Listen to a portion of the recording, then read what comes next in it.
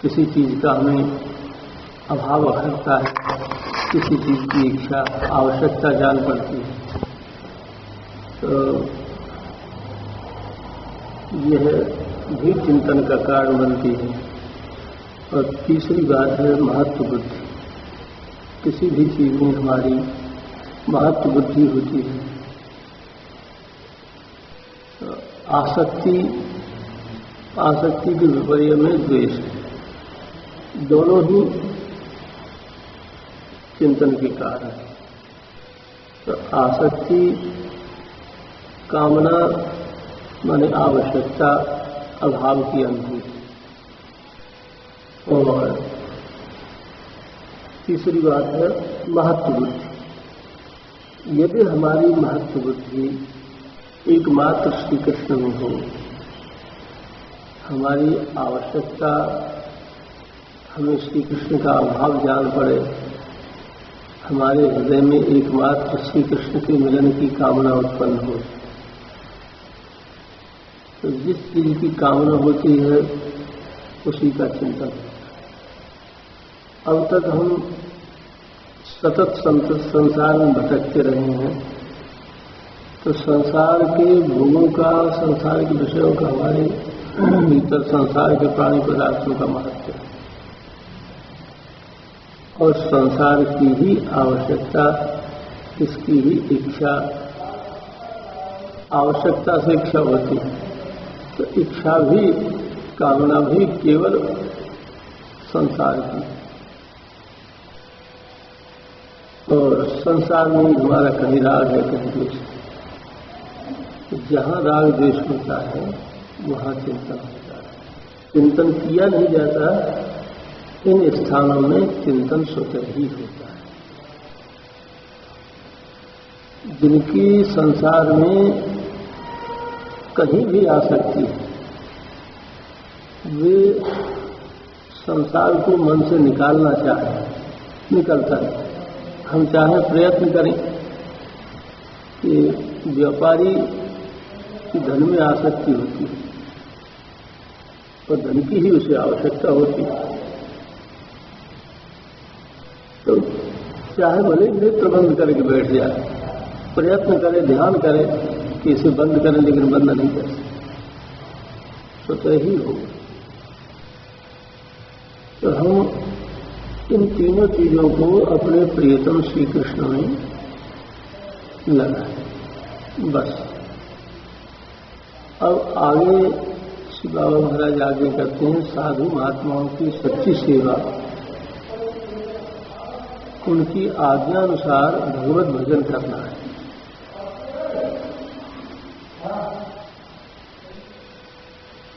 सचमुच सच्ची सेवा ही है जिससे उन्हें प्रसन्नता होती है। जिनके मन में भगवत भजन से इतर बातों से प्रसन्नता होती है, जिन साधुओं के मन में, वे भगवत पथ के पथिक नहीं।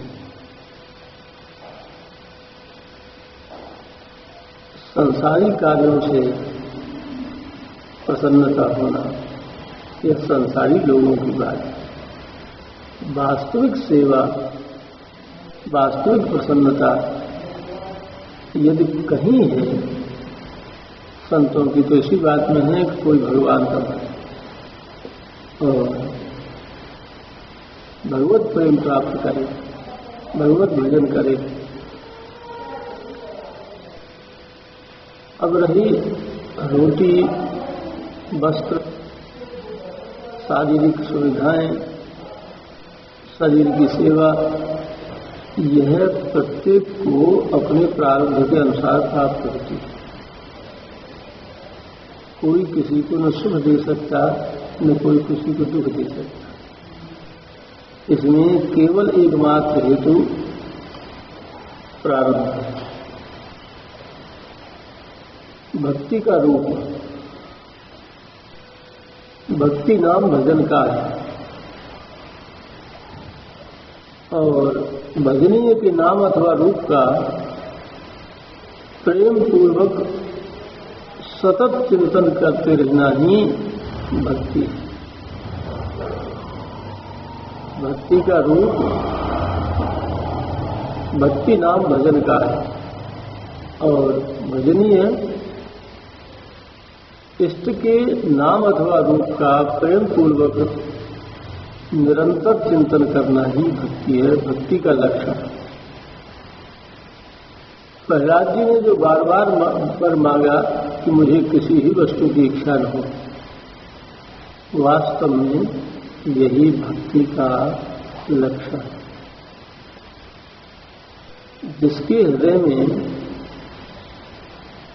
अनुरागात्मिका भक्ति बसती है, जिसके हृदय में आ जाती है, उसे भगवान को छोड़कर, भगवत सेवा को छोड़कर किसी भी वस्तु की किसी भी काल में चाह नहीं हो। गोस्वामी श्री तुलसीदास जी कहते हैं, जाहिन चाहिए कबहू कछु, कभी माने किसी भी परिस्थिति, और कछु लोक अथवा परलोक में कोई भी पद प्रतिष्ठा पदार्थ सुख भोग किसी की भी इच्छा कभी जाहिर चाहिए कबहू कछु, तुम सन सहज सने हैं, एकमात्र स्वाभाविक रूप से माने जिनकी प्रीति परमात्मा में है, बसव निरंतरता सुर, उसके हृदय में भगवान सदैव निवास करते हैं। सो राउर निज गेह, वह आपका निजी निवास स्थान है। निजी निवास स्थान कहने का तात्पर्य सतत यहाँ रहते हैं, यहाँ का पता परमानेंट। जैसे कोई बहुत बड़ा व्यापारी हो और उसके कई जगह ऑफिसों कई जगह काम हो, तो पूछा जाए कहाँ रहते हो, तो ये बताए कि भाई हमारा परमानेंट एड्रेस, जैसे कभी कलकत्ता भी जाते हैं, मुंबई भी जाते हैं काम से, लेकिन वास्तविक रूप से माने निजी निवास स्थान पर बोले, निजी निवास स्थान तो हमारा दिल्ली है। तो जहां उसका अपना घर होता है, जहां वो सदैव, और जगह तो जाता आता है, लेकिन सदैव रहता है जिस जगह, तो वह निजी निवास है। तो जिसके हृदय में किसी भी अवस्था, संसार जा भाड़ में, जो मरना हो मरे, जिसे जीना हो जिए, हानि हो लाभ हो, कुछ भी हो, रोग अथवा मृत्यु जो आए सो आए, लेकिन कभी चित्त में कभी भी भगवान के अतिरिक्त, अपने इष्ट के अतिरिक्त, अपने इष्ट के प्रेम के अतिरिक्त कभी कोई इच्छा आती ही नहीं।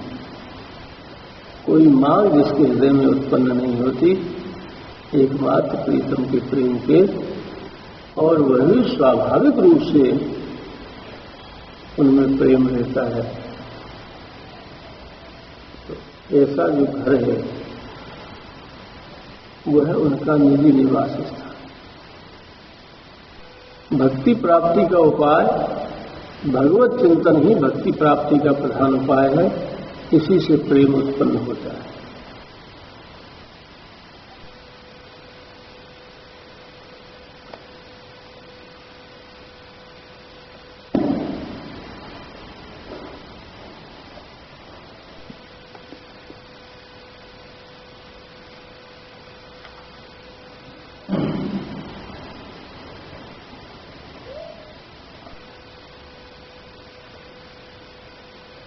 पूज्य पंडित जी द्वारा एक गृहस्थ साधक को स्वहस्त का कमल से लिखकर दी गई उपदेशों में से उद्धृता है। ऐसा अभ्यास बढ़ाओ कि निरंतर श्री नाम जप हो गए। पर धन परिस्थिति के परित्याग की बात तुमसो कहवे की आवश्यकता नहीं है, ये दुर्गुण तो तुमने है ही नहीं। हाँ, यह बात को बहुत ख्याल रहे कि हमसों काऊ को अनिष्ट न हो पाए। जब तुम गृहस्थ हो तब गृहस्थ के समस्त प्राणियों को पालन पोषण सन्मार्ग में लगानो तथा भगवत भक्त बनानो यह कर्तव्य है।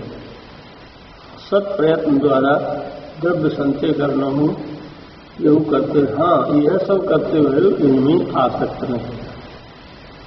संत श्री कबीरदास जी को यह पद सदैव ध्यान रखना, रहना नहीं देश फिराना।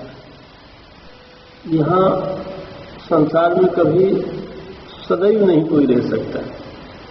यहाँ की वस्तुएं यहाँ छोड़ के ही जाना।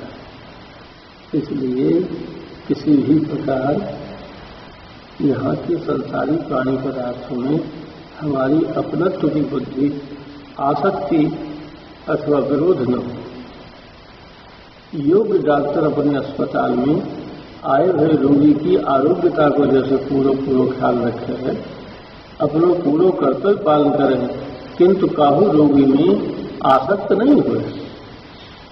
या प्रकार गृहस्थ में रहते हुए अपनी रहनी बना जाने इतना बड़ा संसार रचो है, वह या के पालन पोषण में पूर्ण समर्थ है, तुम तो निमित्त मात्र है। उचित यह है कि संसारी वस्तुओं को प्रारब्ध की देन समझ के इनके यथा लाभ में ही संतोष करें। हाँ, पूर्ण प्रयत्न करें अपने सच्चे घर के ताई सामान जुटाए। सच्चो घर तो सदैव एक ही है, वह है परलोक, जो समस्त जीवन अपने समय विद्या चतुरता शरीर तथा सबरे अंतःकरण को संसारी कामों में ही जुटा के थका डाले हैं, वे परलोक के सुधार से वंचित रह जाए। यह मूर्खता तुम मत कर बैठे। सबके प्यारे सबसे न्यारे ऐसी रहनी लगी। परलोक के सुधार के लिए परलोक के सुधार को आगे के लिए मत टालते जाइए। कौन जाने भविष्य में कैसा समय आवे। पूर्ण तत्परता पूर्वक पूरी लगन पूरा उत्साह और पूरे उल्लास के साथ जुट पड़ो जीवन की सफलता। हमारे कहने को यह तात्पर्य कबूल नहीं है कि घर के प्राणियों को पालन पोषण न करो अथवा घर त्याग के दिखाऊ व्यक्ति बन जाओ, यह कदापि नहीं। जब ताई भूख है रहो गृहस्थ में, किंतु अपने पूर्व जन्म की कमाई संसारी कामों में मत खो दीजिए। पर दोष दर्शन पर निंदा द्रोह कठोरता तथा हिंसा इनको सर्वथा त्याग करते। जब संसारी काम करो हो तो पूरी लगन से जुट पड़ो। ऐसे ही जब भजन में लगो तो पूरे उत्साह से या में जुट पड़ो। ईमानदारी तो तब है जब भजन में 100 गुना उत्साह संसारी कामों से अधिक है।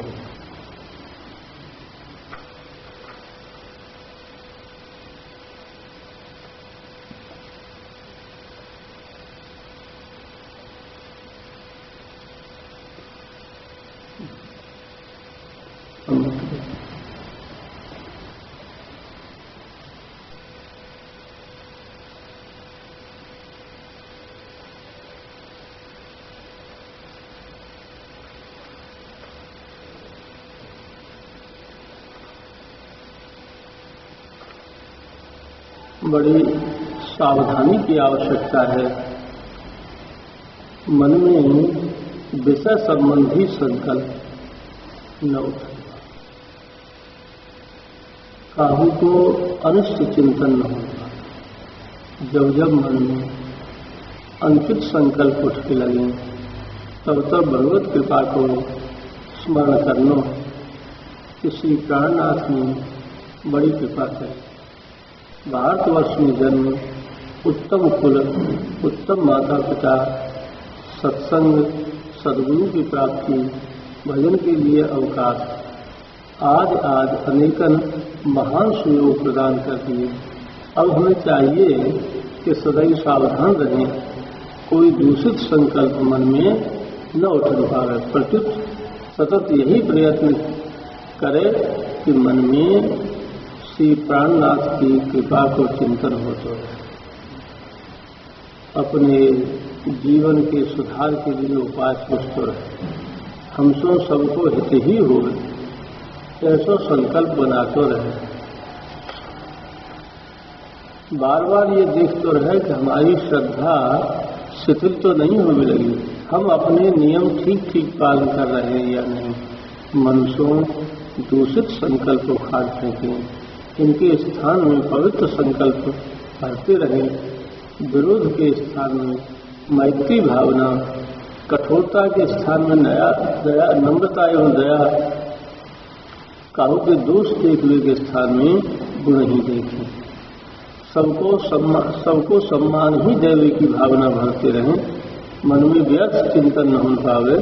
जब जब व्यर्थ चिंतन या विषय चिंतन होने लगे तो मन को समझा के श्री भगवत संबंधी चिंतन में लगाते। लक्ष्य यह चिंतनीय है। पहली बात है लक्ष्य। सतत अपने लक्ष्य को ध्यान रहे। हम जो भी कुछ कर रहे हैं वह लक्ष्य के लिए, लक्ष्य है हमारा भगवत प्रेम। तो जो कुछ हम कर रहे हैं केवल भगवत प्रेम के लिए कर रहे हैं अथवा किसी अन्य इच्छा से, अन्य उद्देश्य से। लक्ष्य की दृढ़ता के पश्चात लक्ष्य के लिए किया जाने वाला कर्तव्य, हम अपने कर्तव्य का ठीक ठीक पालन कर रहे हैं। जैसा कर्तव्य करना चाहिए वैसा कर रहे हैं अथवा हमारे कर्तव्य में शिथिलता है। तो पहले लक्ष्य फिर कर्तव्य। और भगवत प्रेमी संतों की वाणियों का चिंतन करें, भगवत कृपा का चिंतन करें।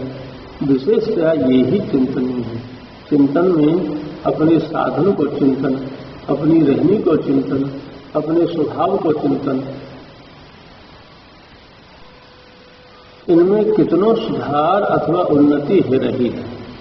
यह अपने साधन में, अपनी रहनी में और अपने स्वभाव में कितना सुधार हो रहा है अथवा कितनी उन्नति हो रही है, यह बात को विशेष चिंतन है। साधक को चित्त शांत रहे, यह पथ में या की बड़ी आवश्यकता है।